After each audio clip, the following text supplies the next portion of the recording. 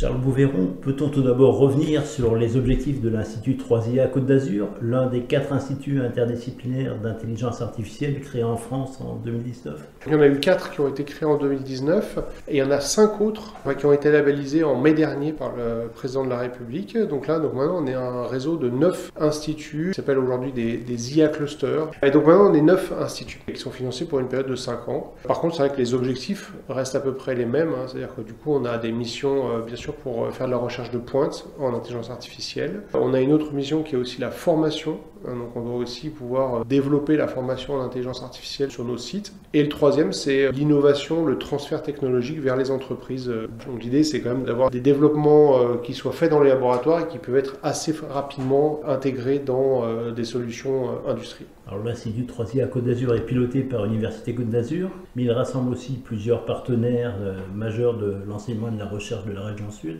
Quels sont ses principaux partenaires? Alors, on a maintenant un consortium d'ailleurs qui s'est élargi, donc bien sûr l'Université Côte d'Azur qui pilote. On a le CNRS, INRIA et l'INSERM qui sont vraiment des instituts nationaux. Et après, on a des écoles d'ingénieurs. On a par exemple Eurecom, Schema c'est une école de business, Schema et Centrale Méditerranée, donc qui sont plutôt des écoles.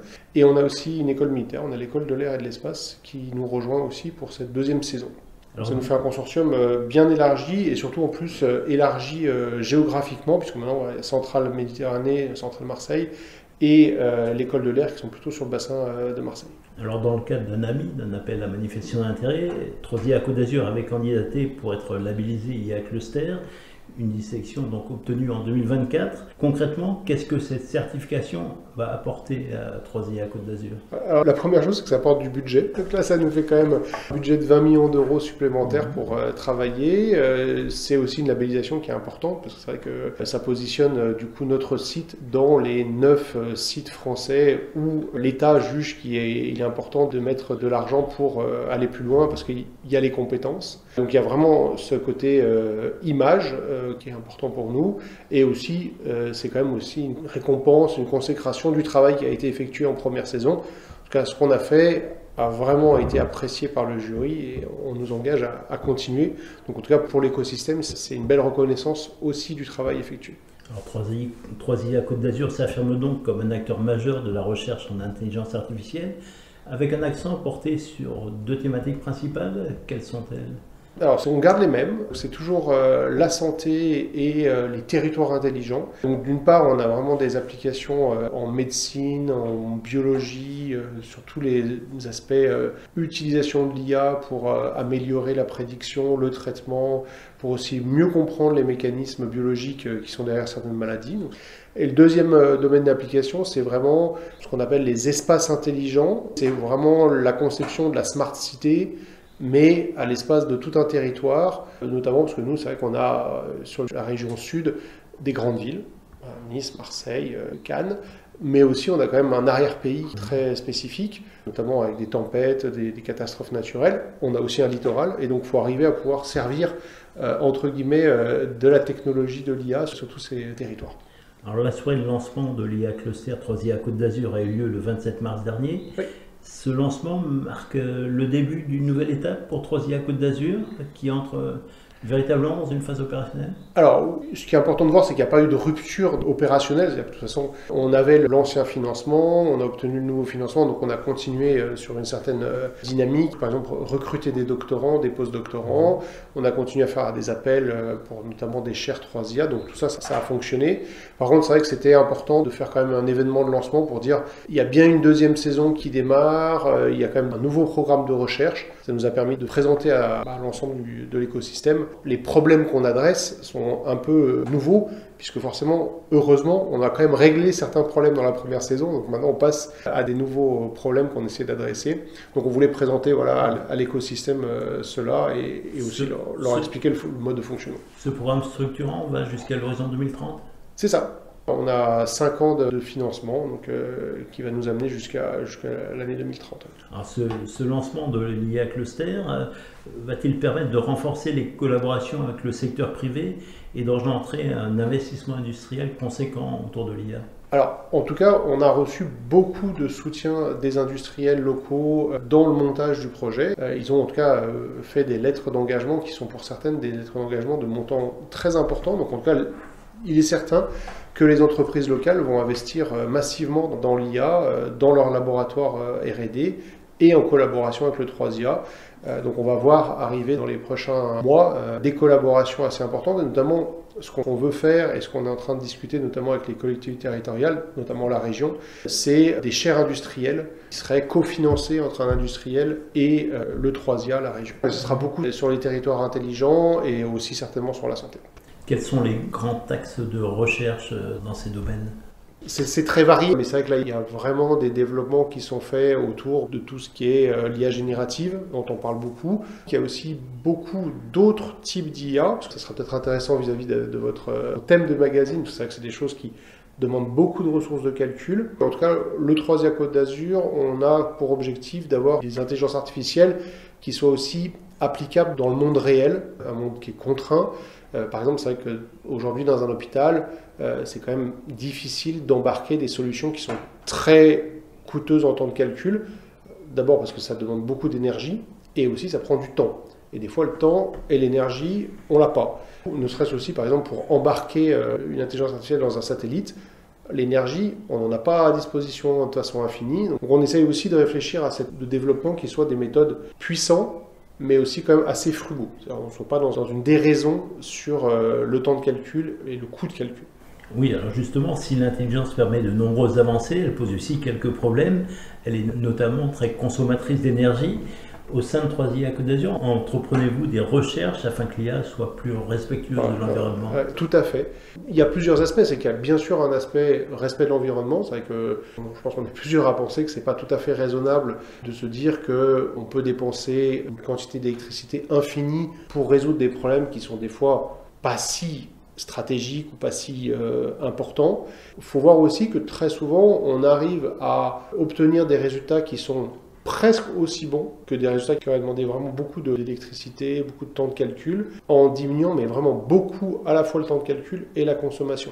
Donc des fois, pour certaines applications, en se disant qu'on est prêt à perdre 3-5% de performance, on peut réduire de 95% le coût global. Pour cela, il faut une IA plus ciblée ? Il faut des IA qui sont plus adaptées. C'est-à-dire qu'il y a beaucoup d'IA très généralistes qui sont utilisées pour résoudre des problèmes très particuliers.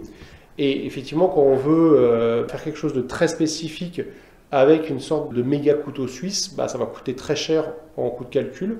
En revanche, si on fait l'IA exprès pour ce problème-là, c'est-à-dire que si on pense vraiment l'IA adaptée à ce problème-là, ça sera certainement beaucoup moins coûteux et peut-être même des fois plus performant. Il y a une réflexion à avoir avant de démarrer le programme ? En gros, c'est ça. C'est beaucoup mettre de l'intelligence humaine sur quelle IA pour quel problème.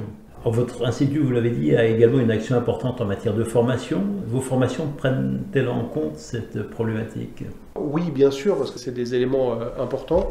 Aussi pour apprendre aux futurs ingénieurs techniciens qu'il y a beaucoup de types d'intelligence artificielle, qu'ils en aient connaissance, qu'ils n'aient pas simplement connaissance des dernières IA à la mode, faciles d'utilisation. C'est vrai que tous les outils d'IA générative qu'on observe aujourd'hui, ils sont très populaires parce que des entreprises privées ont mis en place des interfaces qui facilitent leur utilisation. Mais des fois, en utilisant d'autres IA, en mettant un petit peu de l'huile de coude, on peut avoir des résultats à nouveau quelquefois bien meilleurs à un coût bien moindre. Parce que c'est plus adapté, parce que ça répond mieux à la question. Donc ça, c'est aussi ce qu'on essaye d'enseigner aux futurs techniciens et ingénieurs qui travailleront dans quelques années. Mais on fait aussi beaucoup de formations aux ingénieurs, aux techniciens qui travaillent dans les entreprises aujourd'hui, parce que c'est eux qui les utilisent aujourd'hui, ces intelligences artificielles. Donc, essayer de reformer aussi tous ces gens-là. Et donc là, on est en discussion avec les entreprises pour faire des programmes qui soient adaptés à ce type de public, qui n'est pas un public forcément de jeunes futurs ingénieurs, mais de gens qui travaillent déjà, et peut-être même déjà depuis 15-20 ans, sur des sujets très techniques. Face au dérèglement climatique, l'IA peut aussi être porteuse de solutions, notamment dans le domaine agricole. Est-ce que c'est un sujet sur lequel vous travaillez ? Alors, dans le domaine agricole, non. Par contre, en général, oui, c'est des sujets sur lesquels on travaille. Il se trouve qu'en plus, dans mon équipe de recherche, On a plusieurs projets, thèses en cours sur ces sujets-là. Il y en a un qui me tient assez à cœur en ce moment, qui est vraiment donc l'utilisation d'outils d'intelligence artificielle pour le suivi et le recensement des espèces de poissons à protéger dans le littoral, notamment méditerranéen. C'est tout simple, hein, mais en fait, on fait des sortes d'algorithmes pour, par exemple, des drones qui iraient se promener sous la mer et qui comptent les poissons dans une zone. Puis ça permet aussi de voir sur plusieurs années si par exemple créer un espace protégé autour du cap de Nice, ça a un effet vraiment protecteur pour par exemple, je sais pas, le mérou ou une autre espèce protégée. Et ça nous permet aussi d'avoir vraiment un suivi, une communication qui serait bonne pour les biologistes marins sur ces outils-là. C'est vrai que c'est bien de pouvoir prouver qu'en effet, protéger les espèces, ça leur permet de mieux se développer, de se développer tranquillement. Donc c'est exactement ce genre d'outils qu'on peut faire. Aujourd'hui, c'est vraiment des plongeurs qui font ça à la main. Et on peut bien imaginer qu'on ne peut pas plonger sans arrêt, partout, tout le temps. Alors qu'avec des robots qui filmeraient et qui feraient ça de façon automatique, on pourrait vraiment avoir un suivi qui serait bien meilleur. L'IA permet également de mieux prévenir certains risques majeurs. Vos recherches sur les territoires intelligents apportent-elles des avancées en la matière ? Alors oui, on a aussi un projet de start-up sur l'utilisation des fibres optiques pour la détection d'événements majeurs. Ça peut être par exemple une inondation, un glissement de terrain, mais ça peut être aussi dans une ville un mouvement de foule, justement en écoutant les signaux qui reviennent sur les fibres optiques. Et là, il y a un vrai travail d'intelligence artificielle pour le traitement de ce signal, pour arriver à comprendre ce qui se passe et donner les alertes qui vont bien. Les fibres optiques sont implantées en souterrain ? Ça, en fait, c'est utiliser tous les fibres optiques qui sont dans les routes, le long. C'est les réseaux déjà existants. Oui, exactement. Parce qu'en fait, quand il y a un signal qui part dans une fibre optique, si la fibre optique bouge, il y a une partie du signal qui repart en arrière. Et en analysant ce signal qui revient, on est capable de savoir où, quand et ce qui se passe. Alors vous-même, vous êtes statisticien. En quoi l'apport de l'IA dans les statistiques permet de mieux cerner les incertitudes liées aux risques environnementaux, comme les inondations, les canicules estivales ou les tempêtes ? En fait, la statistique est une partie de l'IA. Donc, ce que je fais dans mon équipe, c'est vraiment ce qu'on appelle de l'apprentissage statistique. Et donc, c'est vraiment une partie, on va dire, mathématique du cœur de l'intelligence artificielle. Et donc, on propose vraiment des nouveaux outils. Alors, dans mon équipe, l'originalité, c'est qu'on mélange beaucoup statistique et ce qu'on appelle deep learning pour vraiment faire à la fois des outils dont on connaisse les limites théoriques et qui soient performants. C'est ce type d'IA qu'on produit dans mon équipe. Est-ce qu'il y a certains points sur lesquels vous aimeriez insister ? Peut-être insister sur le fait qu'on a une dynamique et un écosystème ici sur la Côte d'Azur qui fait plaisir à voir. C'est vrai qu'il y a une interaction entre les établissements d'enseignement supérieur avec les partenaires industriels, avec aussi les collectivités territoriales, qui est remarquable. Et je pense que c'est peut-être un des territoires en France où on est le mieux positionné là-dessus. Et je pense que c'est vraiment une des grandes forces de notre 3IA. Et je vois une très belle dynamique qui se poursuit devant nous. Et ça aussi, c'est très agréable. Donc on verra au fur et à mesure, vous verrez au fur et à mesure des années les prochains résultats. Et c'est vrai que je souhaite qu'on ait aussi pas mal d'actions qui soient en faveur de la protection de l'environnement quand c'est possible. C'est vrai que c'est des outils qui peuvent avoir des usages dans ce domaine-là.